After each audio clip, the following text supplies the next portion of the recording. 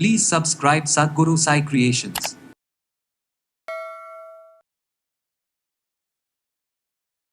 நம்ம உடல்ல ரத்த ஓட்டம் பிளட் சர்க்குலேஷன் ரொம்ப ரொம்ப முக்கியம். இதில் அங்கங்கே ஏதாவது பாதிப்புகளோ இல்லை தடைகளோ ஏற்பட்டால் உயிருக்கே ஆபத்தான விஷயங்களை நமக்கு ஏற்படுத்துதுன்னு சொல்லலாம். நம்ம ஹார்ட்டுக்கு சப்ளை பண்ணக்கூடிய ஆர்ட்ரிஸில் கொரோனரி ஆர்ட்ரிஸ் அப்படின்னு சொல்லுவோம். ஸோ இந்த ஆர்ட்ரிஸில் நமக்கு கொலஸ்ட்ரால் அதிகமாக இருந்தாலோ இல்லை கால்சியம் லெவல் அதிகமாகும்போது பிளட்டில் நிறைய டாக்ஸின்ஸ் இருக்கும்போது இந்த மாதிரியான காரணங்களால் நிறைய அது எல்லாமே ஒன்று சேர்ந்து ஒரு பிளேக்ஸ் மாதிரி படிய ஆரம்பிச்சிடும். நம்ம உடலையும் இன்னொரு இதயம் இருக்குது. இரண்டாவது இதயம் அப்படின்னு சொல்லக்கூடியது நம்ம லோயர் லிம்ஸில் கால்களில் இருக்கக்கூடிய காஃப் மசில்ஸ் அப்படின்னு சொல்லலாம். கெண்டைக்கால் தசைகள். நமக்கு லோயர் லிம்ஸில் பிளட் சர்க்குலேஷன் பாதிப்பு ஏற்படும் பொழுது தான் நிறைய பிரச்சனைகள் உயிருக்கு ஆபத்தான நிலையில் ஏற்படுது. இதை சரி செய்கிறதுக்கு என்ன பண்ணலான்னா பிளட் தின்னர் எடுக்கணும். பிளட்டில் இருக்கக்கூடிய அந்த த்ராம்போசிஸ் அந்த பிளட் கிளாட்ஸ் கட்டி இருக்கு இல்லைங்களா, அதை கரைக்கிறதுக்கான வழிமுறைகள் பார்க்கணும்.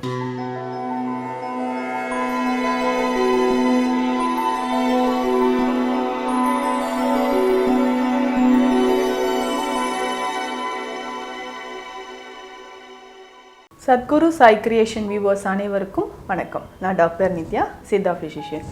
நம்ம உடலில் ரத்த ஓட்டம் பிளட் சர்க்குலேஷன் ரொம்ப ரொம்ப முக்கியம். இதில் அங்கங்கே ஏதாவது பாதிப்புகளோ இல்லை தடைகளோ ஏற்பட்டால் உயிருக்கே ஆபத்தான விஷயங்களை நமக்கு ஏற்படுத்துதுன்னு சொல்லலாம்.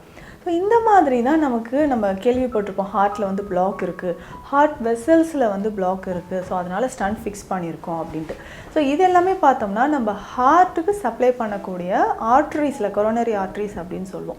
ஸோ இந்த ஆர்ட்ரிஸில் நமக்கு கொலஸ்ட்ரால் அதிகமாக இருந்தாலோ இல்லை கால்சியம் லெவல் அதிகமாகும்போது பிளட்டில் நிறைய டாக்ஸின்ஸ் இருக்கும்போது இந்த மாதிரியான காரணங்களால் நிறைய அது எல்லாமே ஒன்று சேர்ந்து ஒரு பிளேக்ஸ் மாதிரி படிய ஆரம்பிச்சிடும். ஸோ இது நமக்கு ஒரு பிளாக்கேஜ் மாதிரி உண்டாகி இரத்த ஓட்டத்தில் பாதிப்பை ஏற்படுத்துது. ஸோ இதயத்திற்கு இந்த மாதிரி இரத்த ஓட்டம் தடைப்பட்டு பாதிப்பு ஏற்பட்டால் நமக்கு பிரச்சனையை உண்டாக்குது, உயிருக்கு ஆபத்தான விஷயத்தை உண்டாக்குது.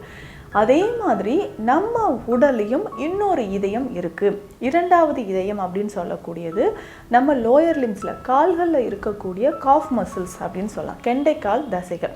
இதயம் என்னென்னா பம்ப் பண்ணி அந்த பிளட்டை உடல் முழுவதும் நமக்கு கொடுக்குது. அதே மாதிரி தான் இந்த காஃப் மசில்ஸ் கால்களில் இருக்கக்கூடிய கெண்டைக்கால் தசைகள் இது எல்லாமே நமக்கு அந்த லோயர் லிம்ஸில் இருக்கக்கூடிய பிளட்டை பம்ப் பண்ணி மேல் நோக்கி நமக்கு அனுப்புது, இதயத்தை நோக்கி அனுப்புதுன்னு சொல்லலாம்.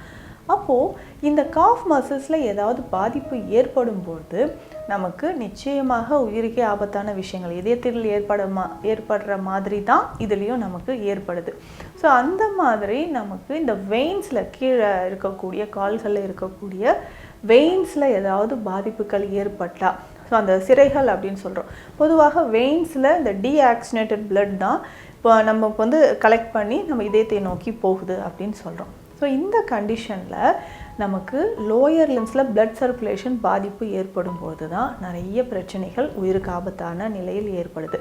ஒரு சிலருக்கு பார்த்தோம்னா கால்களில் வீக்கம் இருக்கும். அனிமியா அப்படின்னு சொல்லக்கூடிய இரத்த சோகை இருக்கக்கூடிய நபர்களுக்கு கால்களில் வீக்கமானது நம்ம பார்க்குறோம். ஸோ கால் வீக்கம் இருந்துச்சுன்னா நம்ம நிறைய விஷயங்களால் இருக்கலாம், ஆனால் பேசிக்காக நமக்கு அனிமியா அப்படின்னு சொல்லக்கூடிய இந்த இரத்த சோகை இருக்கும்போது கால்களில் வீக்கம் தெரியும்.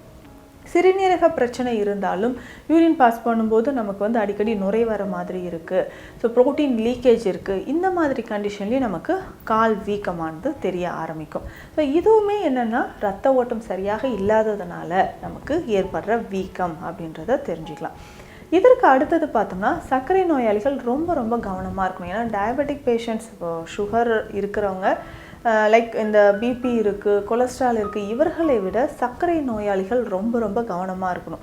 ஏன்னா நம்ம உடலில் கால்களில் முட்டுக்கு கீழே இருக்கக்கூடிய நரம்புகள் தான் அதிகமாக பாதிக்கப்படுது சர்க்கரை நோயால் அப்படின்றது நமக்கே தெரியும். அதனால் ரொம்ப ரொம்ப கவனமாக இருக்கணும். கொஞ்சமாக நமக்கு சென்சேஷன் தெரியல, சின்னதாக ஏதாவது புண்கள் மாதிரி இருக்குன்னா உடனடியாக அதுக்கான சிகிச்சைகளை நம்ம ஸ்டார்ட் பண்ணுறது தான் ரொம்ப முக்கியம். அதுக்கப்புறம் ரொம்ப நேரமாக நின்றுக்கிட்டே ஒர்க் பண்ணுறவங்க, காலை தொங்க போட்டுக்கிட்டே உட்காந்துட்டு ஒர்க் பண்ணணும், இல்லை ட்ராவல் அதிகமாக பண்ணுறோம், இந்த மாதிரியான நிலைகளில் இருக்கக்கூடியவங்களுக்கு இரத்த ஓட்டம் கால்களில் பாதிக்கப்படுது. இதில் முக்கியமாக பார்த்தோம்னா வெரிகோஸ் வெயின்ஸ் அப்படின்ற ஒரு கண்டிஷன். இது வந்து சிரை நாள வீக்கம் அப்படின்னு சொல்லுவாங்க. இந்த வெரிகோஸ் வெயின்னா பெரும்பாலும் நம்ம நின்றுக்கிட்டே ஒர்க் பண்ணுற நபர்களுக்கு நிச்சயமாக வருதுன்னு சொல்லலாம். இந்த வெரிகோஸ் வெயின் அப்படின்னு பார்த்தோம்னா நாளடைவில் நம்ம தினம் நம்ம நின்றுக்கிட்டே ஒரு நாளைக்கு 10 மணி நேரத்துக்கும் மேலே நின்றுக்கிட்டே ஒர்க் பண்ணக்கூடிய நிறைய நபர்களுக்கு வெரிகோஸ் வெயின் வருது. இதில் பிளட்டு எல்லாமே தேங்க ஆரம்பிச்சு அந்த வெயின்ஸில் கால்களில் இருக்கக்கூடிய வெயின்ஸில் ரத்தம் தேங்க ஆரம்பித்து நாளடைவில் நமக்கு மிகப்பெரிய பிரச்சனைகளை உண்டாக்குது. இப்போ வெரிகோஸ் வெயின் ஆரம்பத்தில் பார்த்தோம்னா ஸ்பைடர் வெயின்ஸ் மாதிரி சின்னதாக நமக்கு தொடை பகுதிகளில் கெண்டைக்கால் தசைகளை காஃப் மசில்ஸில் இருக்கக்கூடிய இடங்கள்லாம் நமக்கு தெரிய ஆரம்பிக்கும்.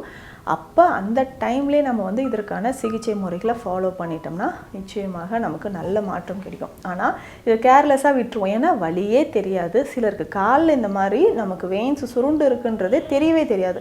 கொஞ்ச நாளுக்கு அப்புறம் ஏதோ ஒரு காரணத்தினால பார்க்கும்போது ஆமாம் இல்லை தொடை பின்னாடிலாம் காஃப் மசில்ஸ்லாம் இவ்வளோ வெயின்ஸ் வந்து எனக்கு சுருண்டு இருக்கே அப்படின்னு சொல்லிட்டு பார்ப்போம்.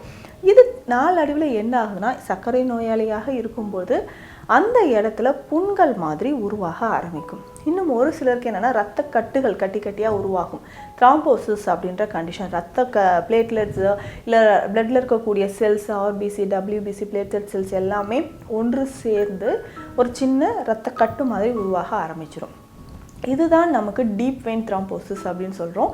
இது கீழே ரத்த ஓட்டம் எப்படி இருக்குது நம்ம டாப்லர் டெஸ்ட் எடுத்து பார்த்தா ரொம்ப கிளியராக தெரிஞ்சிடும். ஸோ எந்த வெயின்ஸில் நமக்கு வந்து ப்ராப்ளம் இருக்குது.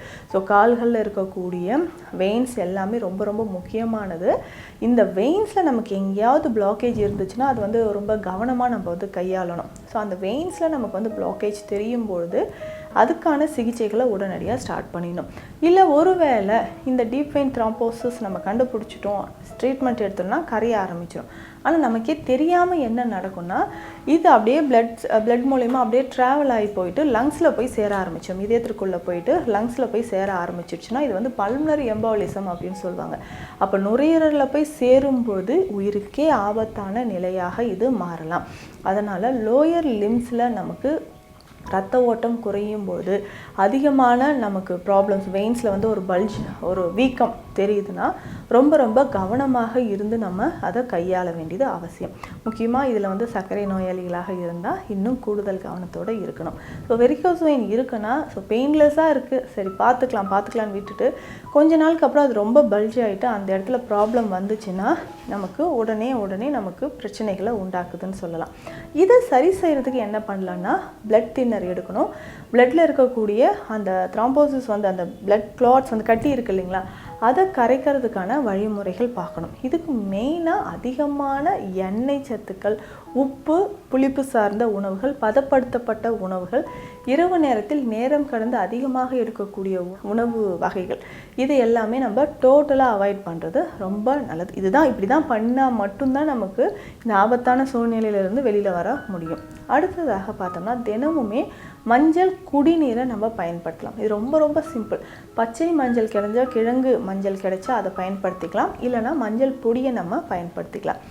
இந்த மஞ்சள் கிழங்கை நம்ம நல்லா அரைச்சி என்ன பண்ண போகிறோம்னா தண்ணீரில் போட்டு அரைச்ச விழுதை அப்படியே நம்ம தண்ணீரில் போட்டணும். ஒரு 3 கிளாஸ் தண்ணீரில் இது வந்து ஒரு நெல்லிக்காய் அளவு அரைச்சி தண்ணீரில் போட்டுட்டு நல்லா கொதிக்க வச்சு 1 டம்ளர் வரணும். 3 டம்ளர் தண்ணி விட்டோம்னா 1 டம்ளர் வரணும். இதை வடிகட்டி நம்ம இது கூட கொஞ்சம் தேன் சேர்த்து நம்ம குடிக்கணும். ஸோ இந்த மாதிரி தினமுமே குடிச்சிக்கிட்டே வந்தோம்னா நமக்கு இரத்த நாளங்களில் இருக்கக்கூடிய அடைப்புகள், இதிலே வந்து இதயத்தில் அடைப்பு இருந்தாலும் நமக்கு சரியாயிடும். இதனால் நிறைய ஹெல்த் பெனிஃபிட்ஸ் நமக்கு கிடைக்குது. இதில் வந்து பார்த்தோம்னா கல்லீரலில் நமக்கு கொழுப்பு படிஞ்சிருந்தாலும் அதை சரி செய்கிறதுக்கான நிறைய இதில் பயன்படுத்தும் போது இதில் வந்து க்யூர் ஆகிடுது. அதே மாதிரி வெயிட் லாஸ் பண்ணுறதுக்கும் இந்த மஞ்சள் குடிநீரை நம்ம பயன்படுத்திக்கலாம். அதுக்கப்புறம் வேறு என்னென்ன பயன்படுத்தலாம் அப்படின்னு பார்த்தோம்னா அருகம்புல் தைலம், அருகன் தைலம் அப்படின்ற ஒரு மருந்து இருக்குது. இதை வாங்கி நம்ம கால்களில் எங்கெல்லாம் வெயின்ஸ் வந்து பல்ஜாக இருக்கோ அந்த இடத்துல அப்ளை பண்ணிவிட்டு வெந்நீர் ஓட்டடம் கொடுக்கணும். ஸோ இந்த மாதிரி நம்ம பயன்படுத்திகிட்டே வந்தோம்னா கால்களில் அந்த வெயின்ஸ் வந்து வீக்கமாக இருக்கிறது கொஞ்சமாக கரைய ஆரம்பிக்கும்.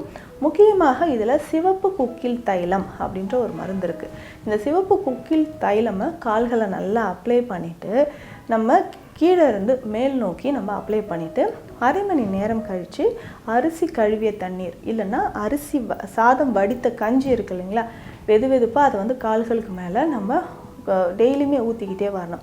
ஸோ இந்த மாதிரி நம்ம பயன்படுத்தும் பொழுது கால்களை வெயின்ஸ் வந்து பல்ஜாக இருக்கிறது கொஞ்சம் கொஞ்சமாக நமக்கு குறைய ஆரம்பிக்கும். ஸோ இதை தொடர்ந்து ரெகுலராக நம்ம ஃபாலோ பண்ணிக்கிட்டே வரணும்னா பிற்காலத்தில் நமக்கு வந்து இந்த ஹார்ட் அட்டாக் வர்றது, ஸோ நுரையீரலில் வந்து இந்த பல்மனரி எம்பாலிசத்தினால ஏற்படக்கூடிய பிரச்சனைகள் இதிலிருந்து நம்ம விடுபடலாம். வெரிகோஸ் வெயின் தானே அப்படின்னு சொல்லிட்டு நம்ம அலட்சியமாக இருக்கக்கூடாது. இதனால் உயிருக்கு ஆபத்தான நிலைகள் நிறைய ஏற்படலாம். அடிக்கடி நம்ம வந்து பிளட் பியூரிஃபையர், இஞ்சி சுரசம் மாதிரியான மருந்துகள், இஞ்சி மணப்பாகு இது எல்லாமே அப்பப்போ சாப்பிட்டுக்கலாம். இஞ்சி மணப்பாகுலாம் நம்ம பிளட்டில் இருக்கக்கூடிய டாக்ஸின்ஸை, இந்த ரத்த கட்டுகளோ இல்லை கொழுப்பு படிமங்கள் இருந்தால் கண்டிப்பாக அதை கரைச்சி வெளியேற்றிடும். ஸோ இஞ்சி மணப்பாகும் ஒரு 10 ml அளவுக்கு எடுத்து வெந்நீரில் கலந்து காலை மாலை 2 வேளையும் குடிச்சிட்டு வந்தாலும் இந்த மாதிரியான இரத்த கட்டுகளுக்கோ இல்லை கொழுப்பு கட்டிகள், உடல் லிப்போமா மாதிரியான கட்டிகள் இருந்தாலும் அதை கரைக்கிறதுக்கும் இது பயன்படுதுன்னு சொல்லலாம். ஸோ இந்த பதிவில் நம்ம varicose vein, deep vein thrombosis இருந்தால் எந்த மாதிரியான பிரச்சனைகள் சித்த மருத்துவத்தில் எப்படி கையாளலாம் அப்படின்றத பார்த்தோம். மீண்டும் அடுத்த பதிவில் சந்திக்கலாம். நன்றி.